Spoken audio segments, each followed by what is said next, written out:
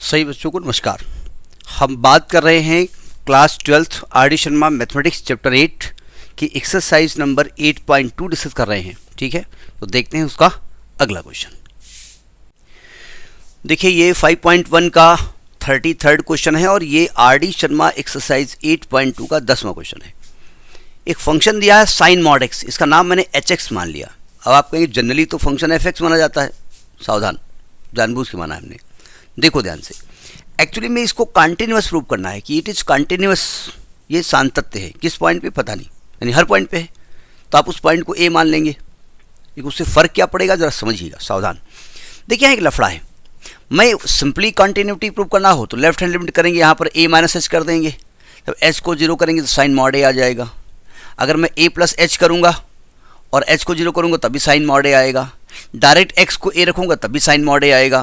तो तीनों ही केसेस में कंटिन्यूस होगा। तो ये भी तरीका हो सकता है, लेकिन ये तरीका है नहीं सही, क्योंकि ये दो फंक्शन का कॉम्बिनेशन से बना है। तो हम क्या करेंगे, यहाँ पर एक फंक्शन को मानेंगे एफ एक्स साइन एक्स और एक को मानेंगे जी एक्स यानी मॉड एक्स, और इन दोनों को हम अलग अलग कंटिन्यूस प्रूव करेंगे। और हमने पढ़ा है कि अगर दो फंक्शन अलग अलग कंटिन्यूस हैं तो उनका जो कंपोजिट फंक्शन होता है, कंपोजिशन होता है, वो भी कंटिन्यूस होता है। अब प्रॉब्लम ये फॉग एक्स है या गॉफ एक्स है, ये हम कैसे मालूम हो? तो देखिए हमको नहीं मालूम। अगर हम फॉग एक्स लिखते हैं तो इसका मतलब एफ जी एक्स होता है ना। तो यानी कि एफ के साथ एक्स हो तो साइन का एंगल होता है, तो एफ के साथ जी एक्स है तो साइन का एंगल जी एक्स हो जाएगा, और जी एक्स की वैल्यू मॉड एक्स है तो ये साइन मॉड एक्स है, यानी ये फॉग एक्स लिखा हुआ है। ये मालूम होना चाहिए ना। यानी ये एक्चुअली जो हमने माना है ये क्या है, ये फॉग एक्स है। फॉग नहीं होता है, ये एफ बाइनरी जी होता है, लेकिन हमारी मर्जी, हम फॉग कहें चाहे गॉफ कहें, तुमसे क्या मतलब। तो ये फॉग एक्स लिखा हुआ है। तो हम क्या करेंगे, एक पॉइंट मान लेंगे, let X is equal to A. मैं ए पॉइंट पे कंटिन्यूटी चेक करने जा रहा हूँ।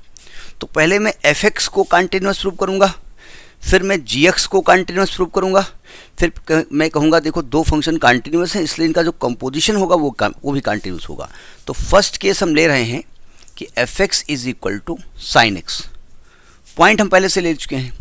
तो जब आप लेफ्ट हैंड लिमिट निकालोगे तो क्या तरीका होता है, लिमिट पढ़ के आइएगा तब पढ़िएगा इसको, नहीं उसमें जो लिखने का तरीका बताया गया है। F A minus H limit H tending to zero, यानी कि आएगा limit H tending to zero sine, और एंगल हो जाएगा ए माइनस एच। जब एच को जीरो करोगे तो ये साइन ए आएगा। तो लेफ्ट हैंड लिमिट की वैल्यू क्या आ गई, साइन ए। थोड़ा राइटिंग गंदी है, अब इस उम्र में तो राइटिंग सही नहीं कर सकते हैं। अब बचपन से डांट खाते हुए आ रहे हैं टीचर से। अभी बच्चे डांटते तो नहीं है, लेकिन कहते हैं उधर क्या लिखा, तो डांट नहीं कहते हैं, क्या करें, सुन लेते हैं। आखिर बच्चे भी है तो आप नहीं हैं, तो आप भी डांट सकते हैं। नहीं डांट मतलब मन में डांटोगे कि आप डंडा लेके तो डांटोगे, लेकिन थोड़ा राइटिंग गड़बड़ है।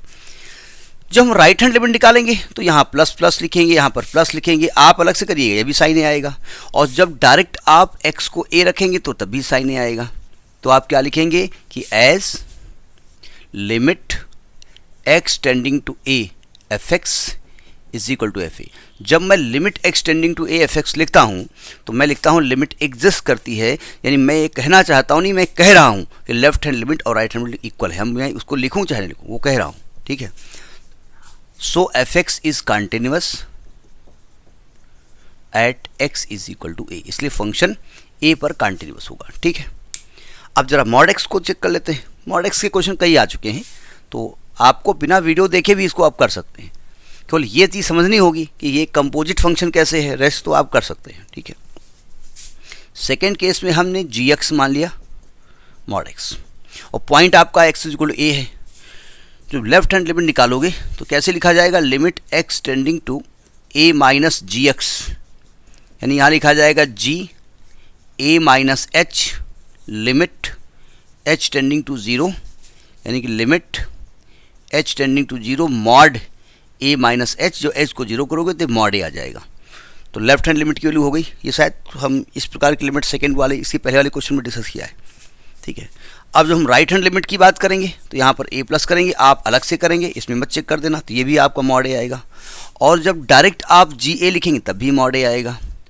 तो आप क्या लिखेंगे, as limit X tending to A gx is equal to ga, so gx is continuous at x is equal to a। अब चूंकि हम जानते हैं, ये थ्योरम हमारे पास है कि अगर कोई फंक्शन fx और दूसरा gx दो फंक्शन कंटिन्यूस हैं तो उनका कंपोजिट फंक्शन भी कंटिन्यूस होता है। तो आप लिखेंगे as fx and gx both are continuous at x is equal to a, so fog x is also continuous at x is equal to a, ये हम जानते हैं। तो ये आपका 33rd question of NCERT and 10th question of exercise 8.2 of RD Sharma. ठीक है।